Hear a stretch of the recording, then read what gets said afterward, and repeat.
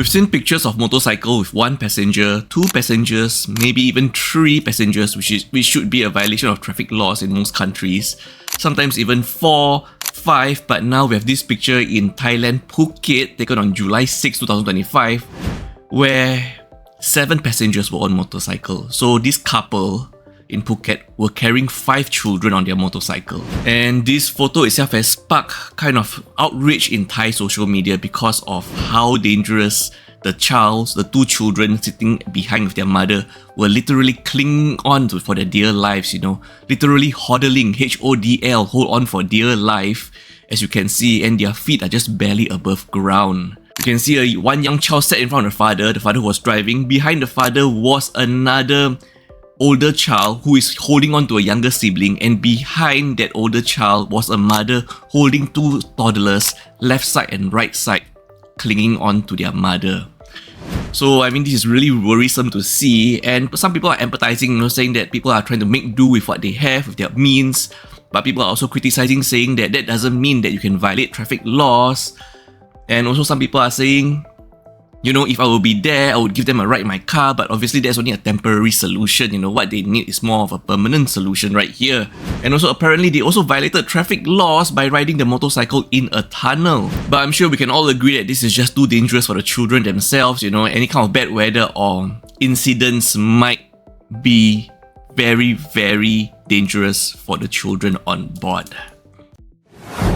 A mother and her boyfriend have been remanded for the suspected physical abuse and unaliving of a 15-month-old girl in Pulau Sebang, Malacca.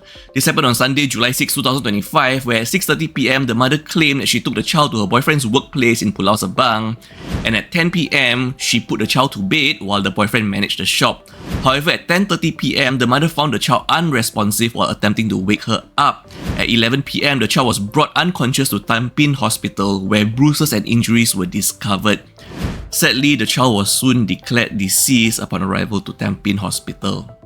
The mother and boyfriend are currently being detained and remanded for investigation under Section 302 of the Penal Code for murder.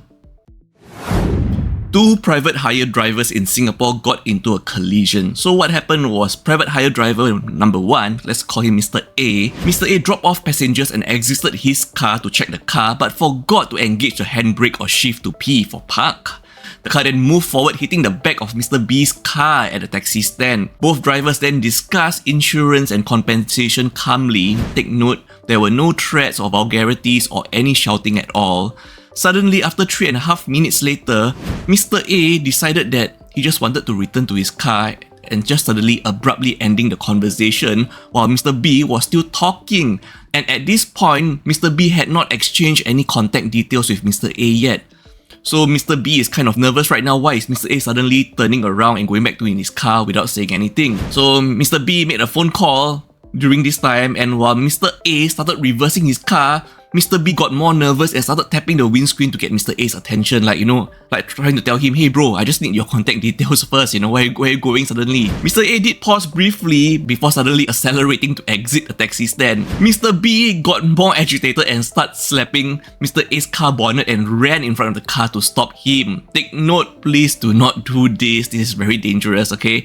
If you are in any sort of accident and you want to claim compensation or insurance, just take a picture of the car plate numbers, okay? Just take a picture of car plate numbers and then inform the authorities, okay? Please don't put your own personal safety at risk by putting your own body, your own human body, your meat and flesh in front of a giant metal box, okay? So this begins the game of Mr. A trying to, drive off while Mr. B tries to keep his body in front of Mr. A's car, preventing him from driving away because Mr. B just wants, hey Mr. A, what's going on? I need your contact details. So don't just leave for no reason, Even though Mr. B tried repeatedly to communicate, slapping the bonnet to stop Mr. A at most stopped briefly, reversed, then lurched forward several times, where finally Mr. A accelerated again, hitting Mr. B's right leg, causing him to buckle and body to sprawl over the bonnet. And Mr. A continued driving, causing Mr. B to fall beside the front wheel. Mr. A then left the scene. Mr. B was hospitalized with slight hip and buttock pain, likely bruises, and discharged the same day with 4 days outpatient leave. Mr. A has now been sentenced to 2 weeks in jail on July 7 and banned for driving for 1 year. The offence was a rash act endangering personal safety, and the possible penalties were up to 1 year jail, 5,000 Singapore dollars fine, or both. So I would say Mr. A kind of got off pretty lightly this time.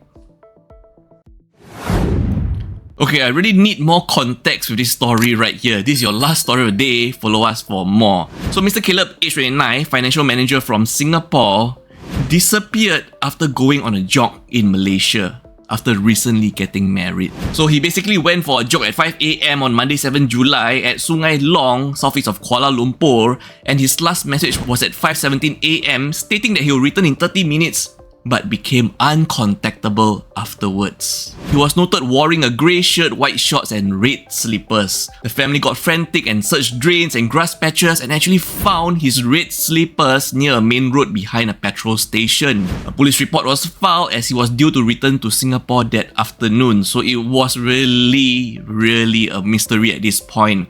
And appeals for information was even shared on FB, but thankfully, Mr. Caleb was found safe at 8 PM on Monday 7 July on the same day. So roughly 15 hours after his disappearance. And he was in good physical and mental condition, but his father-in-law claimed that the reasons for disappearance cannot be disclosed by family and police will provide further details soon.